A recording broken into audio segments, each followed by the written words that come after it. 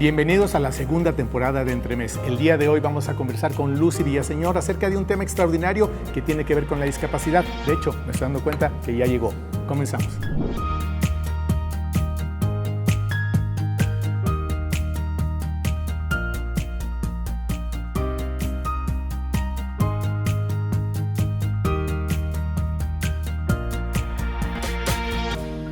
Bueno, pues finalmente me encuentro tomando este delicioso café con Lucy Villaseñor. Lucy, tenía muchos deseos de poder conversar contigo porque eres una persona que trae una historia muy importante que tiene que ver con la discapacidad. Este tema se habla mucho, pero se entiende poco, a pesar de que todavía en la actualidad nos encontramos con muchos avances y muchas cosas más, pero que en la realidad a veces no son tanto como quisiéramos. Lo primero es, ¿cómo es que la incapacidad toca a tu puerta? Hola Gustavo, buen día. Pues así es, yo tengo una hija que nace con una discapacidad, con una cromosomopatía, que es una afección en un cromosoma. ¿Es un cromosoma invertido? Eso es inversión del cromosoma 1, del cual no hay nombre, no hay síndrome de fulanito de tal. Así como hay muchos casos en la vida, ¿no? Que se dan cosas así, sin nombre y sin diagnóstico. ¿No es como de los casos que es uno en un millón o cosas así? Una cosa así, exactamente. Exactamente. Entonces llega porque ella nace con esta condición y entonces... Así es. Cuando ella nace nos dan otro diagnóstico primero y nos dicen que no era compatible con la vida, que se iba a morir en 5 meses, hasta que ella va más o menos desarrollándose con un poquito de retraso, pero va desarrollándose más o menos y llegamos a otro diagnóstico en donde nos dicen que es la inversión del cromosoma. ¿Retraso motriz? Retraso motriz, exactamente. O sea, esto quiere decir que avanzaba más lento en lo que normalmente un niño haría, de caminar, de hablar, de etcétera.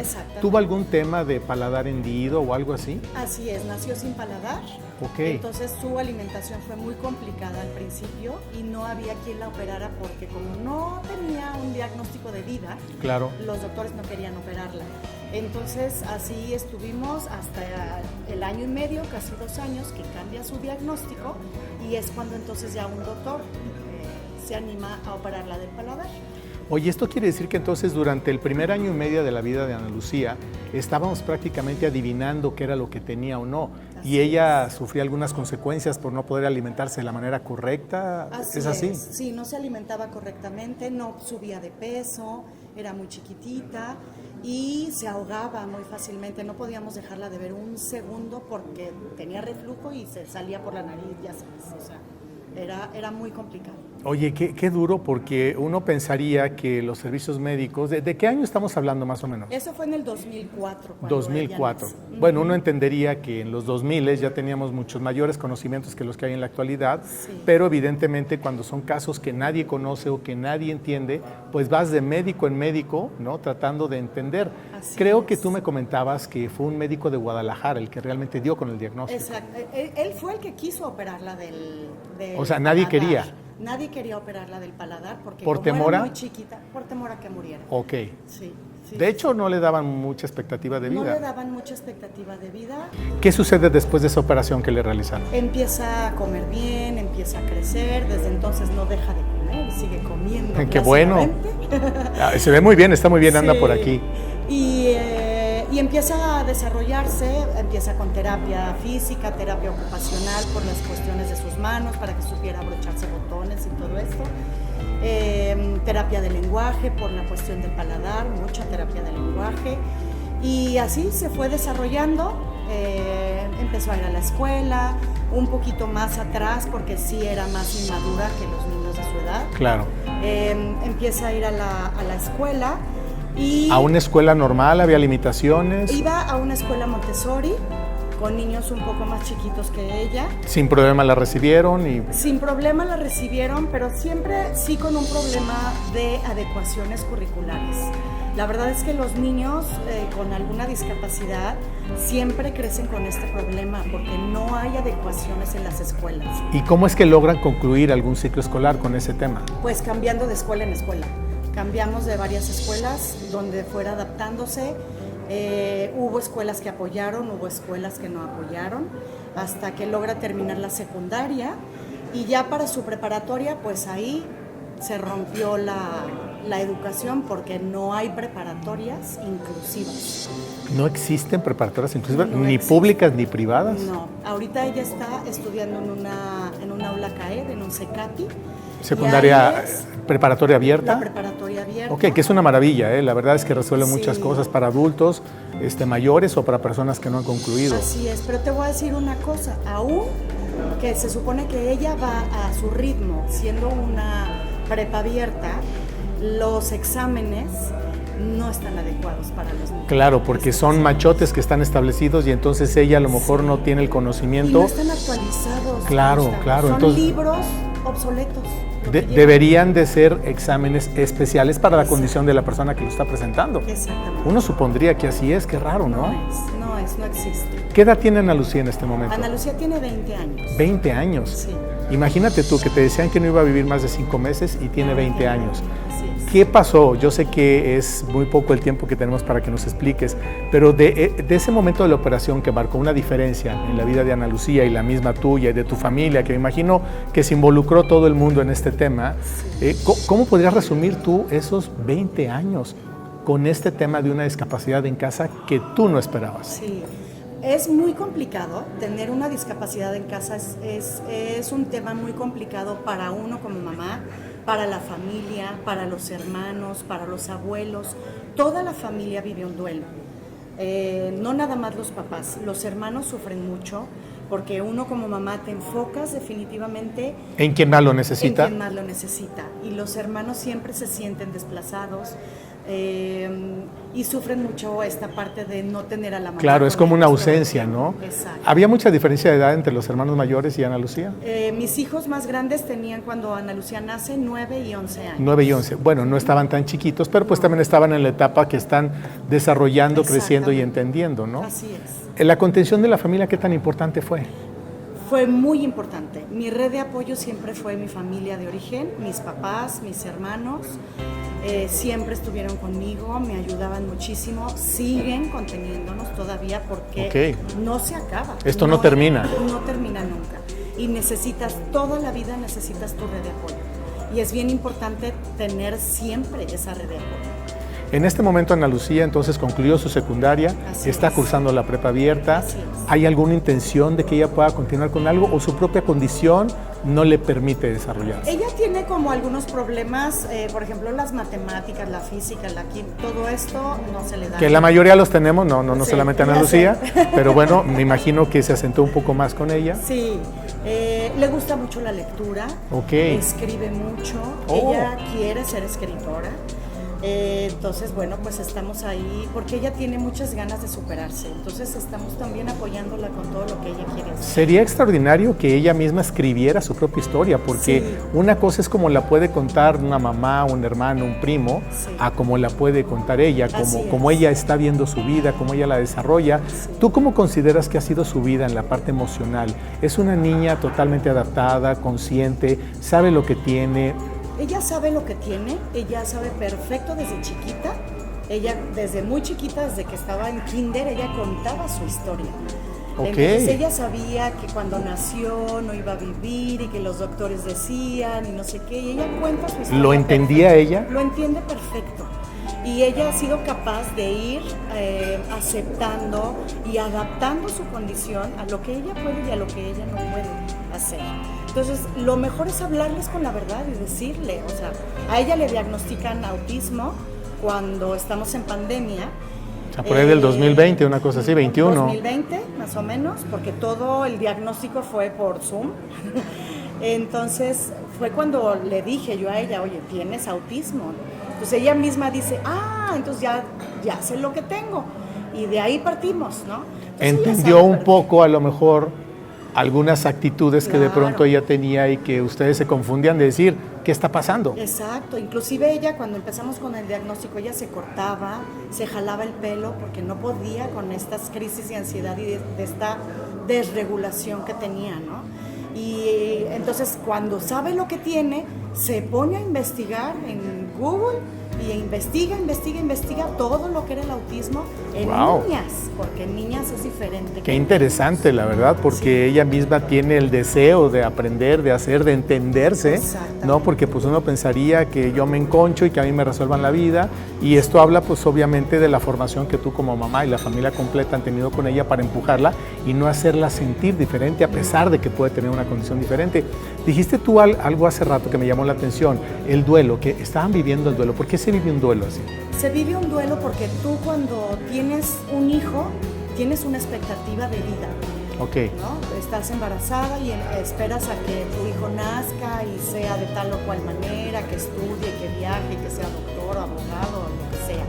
Y cuando te das cuenta de que tu hijo no va a ser todo eso que tú esperabas, cambia totalmente el esquema. Exactamente. Imagínate nomás, de una expectativa a otra y que tú no la esperabas. Exacto. Y simplemente que nadie llega. te prepara. Inclusive para ser mamá, nadie te prepara. Pero que te digan que tu hijo tiene un síndrome, una discapacidad, un algo que no entiendes, es cuando, claro, entra la negación, entra la ira y al final también pasas por mucho tiempo de tristeza. Todos esos procesos del duelo. ¿Me permites que hagamos una pausa? Claro que sí. Enseguida regresamos y mientras tomamos un poco de café, ¿te parece?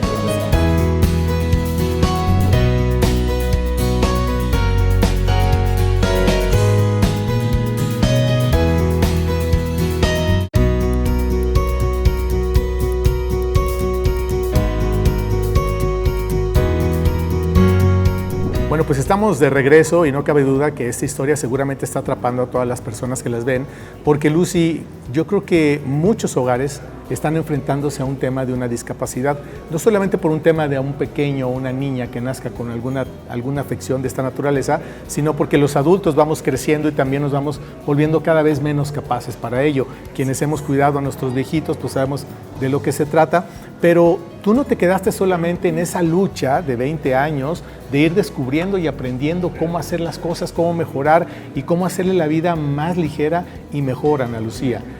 Tú decidiste formar un grupo, tú decidiste convertirte en coach certificado.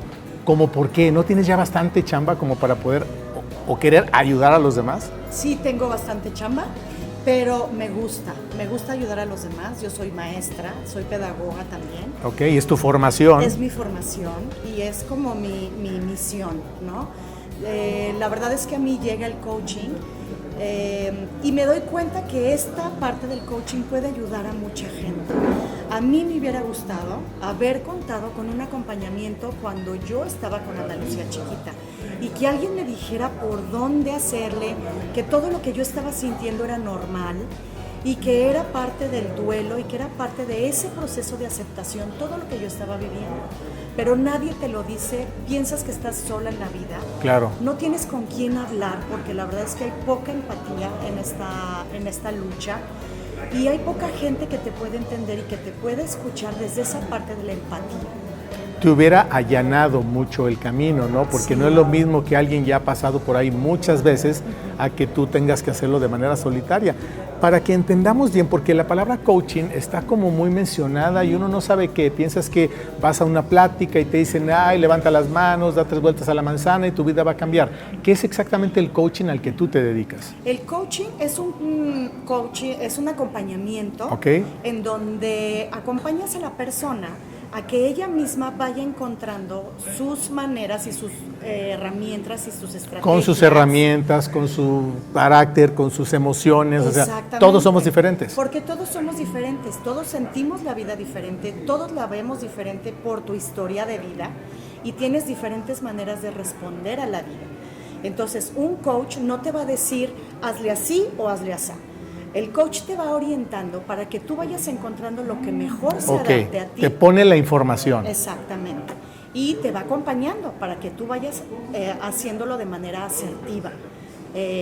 Bien para ti, bien para tus hijos y bien para tu familia. Bien para la familia y para la sociedad, porque de pronto si no te encuentras con escuelas o con lugares que te puedan ayudar, pues qué bueno que existan personas como tú, Lucy, que sí quieren hacerlo y que además lo hacen con tanto gusto, porque veo que te apasiona. Me apasiona muchísimo, a mí me encantaría, de verdad, me encanta ayudar a la gente en esta parte, porque hay muchísimo de dónde ayudarlos y que nadie te dice cómo hacerlo. Entonces es muy importante tener este acompañamiento, porque sí, es una parte muy difícil comprender y aprender a vivir de esta manera. Entiendo. ¿Cuánto tiempo tienes ya dedicándote de manera formal a este tema del coaching? Fíjate que yo de alguna manera estuve como siempre acompañando familias. Okay. Porque había gente que se acercaba a mí para pedirme consejo de se iban remitiendo unos a otros. Exactamente, y me buscaba mucha gente para cuando tenían o nacían hijos con algo o con alguna discapacidad. Claro. Ya de manera formal ya tengo año y medio haciéndolo. Año y medio haciéndolo. Exactamente. Y pues estoy todavía haciendo certificaciones en acompañamiento a papás, en inteligencia emocional y todo esto para poder formarme más y poder hacerlo siempre de manera, de la mejor manera que yo. Claro. Ahora, en esta área del coaching, me imagino que en las discapacidades existen varias. Porque uno de pronto cree que son una. ¿Cuántas? ¿Qué universo hay? Es infinito, infinito. O sea, ¿Hay un número de...? No hay un número. 10, 20, 50. No hay un número, Gustavo. Incluso anoche estaba leyendo que todavía hay como un nicho de enfermedades raras, ¿no? Que no, el raro es que no sabemos qué es, no sabes como qué le pasó a es. Ana Lucía en un principio. Exacto, y no hay diagnósticos, muchas veces los doctores no están ni siquiera preparados. Claro. Y pierdes mucho tiempo en buscar si por un lado, si por el otro, y te quedas sin diagnóstico muchos años. Estar investigando lleva tiempo y ese tiempo puede mermar en la posibilidad de que una persona pueda avanzar de manera más pronta. Exactamente, que ahora también el diagnóstico no define a tu hijo. ¿Sí? Entonces, el que tu hijo tenga un diagnóstico no es que va a pasar A, B, C y D. ¿Sí? Entonces, tenemos que aprender que aunque tengamos un diagnóstico, tu hijo es tu hijo. Claro. Y necesitas observarlo y con eso ir resolviendo día a día. Ana Lucía yo la conozco y es una, de hecho aquí anda, es una chiquita extraordinaria con una sonrisa muy linda, que quiere escribir su historia, entonces cualquiera que la vea, pues la ves como una niña normal. Evidentemente habrá algunos sesgos o algo en lo que tú puedas identificar que algo no está bien, y una de las preocupaciones de los padres es qué va a pasar cuando yo no esté. En el caso tuyo, tú estás procurando que Ana Lucía pueda ser en la medida de lo posible independiente, aunque tú no estés. Sí, esa es una meta que debemos de tener todos los papás y las familias con un hijo con discapacidad. Claro que hay condiciones distintas, Claro, hay personas que no se supuesto. pueden mover, que están en una silla de ruedas, que no ven, qué sé yo, pero aún así tienes que preocuparte por cómo los vas a dejar, qué les vas a dejar, quién va a cuidar de ellos, porque al final como papás no somos eternos. es correcto. ¿No? Entonces sí tienes que estudiar bien la situación de tu hijo y ocuparte. La ansiedad nos llega cuando pensamos en el futuro, pero no te sirve de nada pensar en el futuro y morirte de ansiedad. Piensa en el futuro, pero piensa en el futuro planeándolo.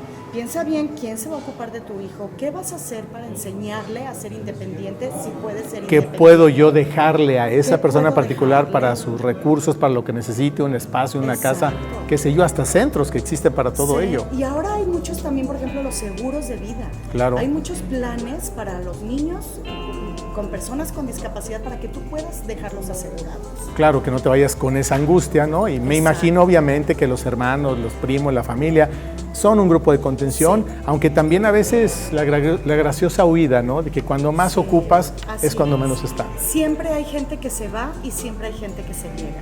Y hay que agradecer las dos partes. Agradeces los que se van y agradeces los que se llegan, los que llegan y así vives.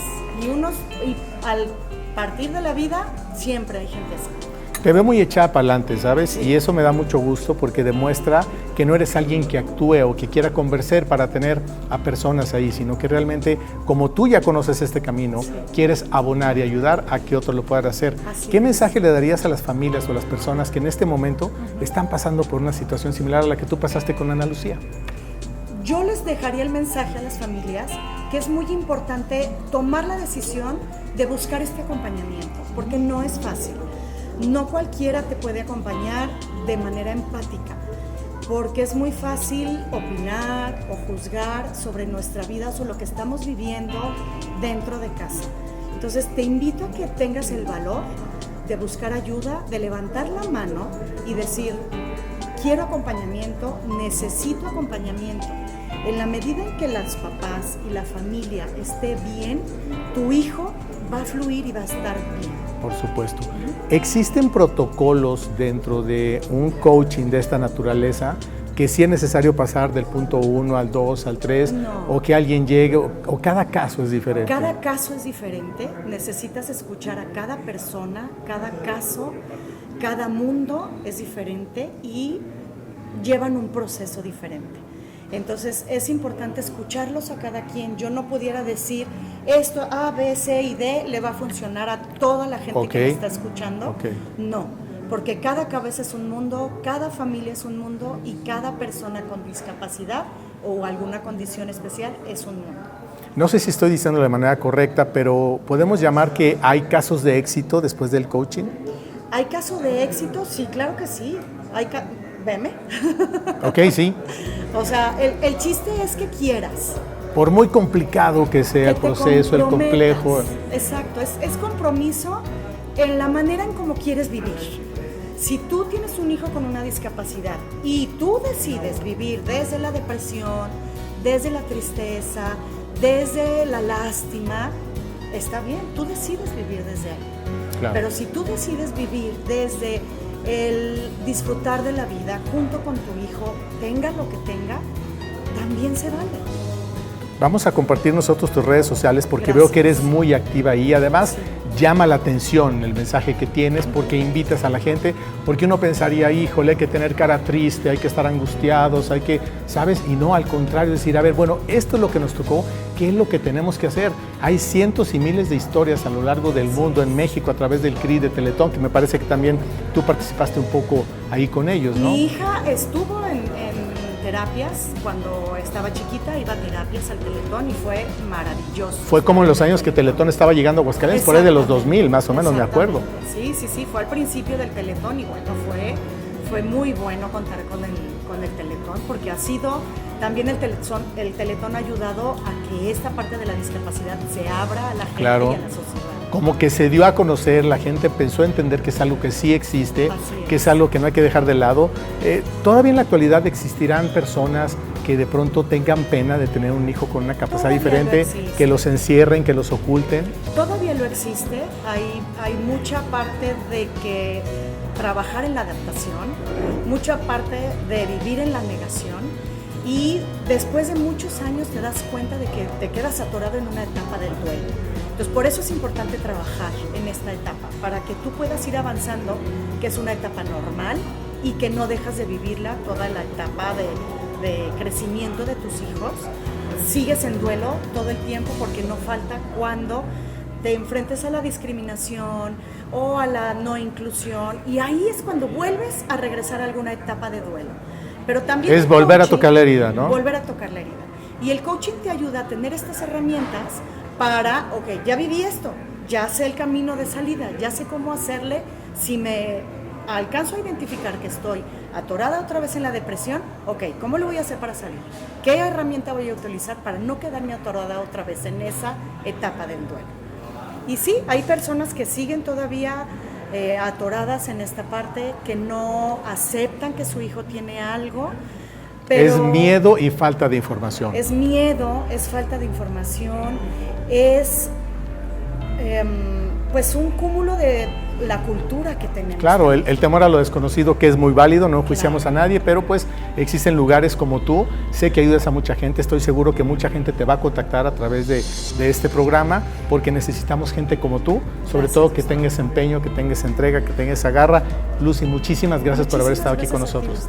Y seguramente nos vamos a seguir viendo. Claro que sí. Gracias de verdad. Y pues gracias a usted por el favor de su atención. Recuerde que si no lo permite, tenemos una cita la próxima semana. Nos vemos.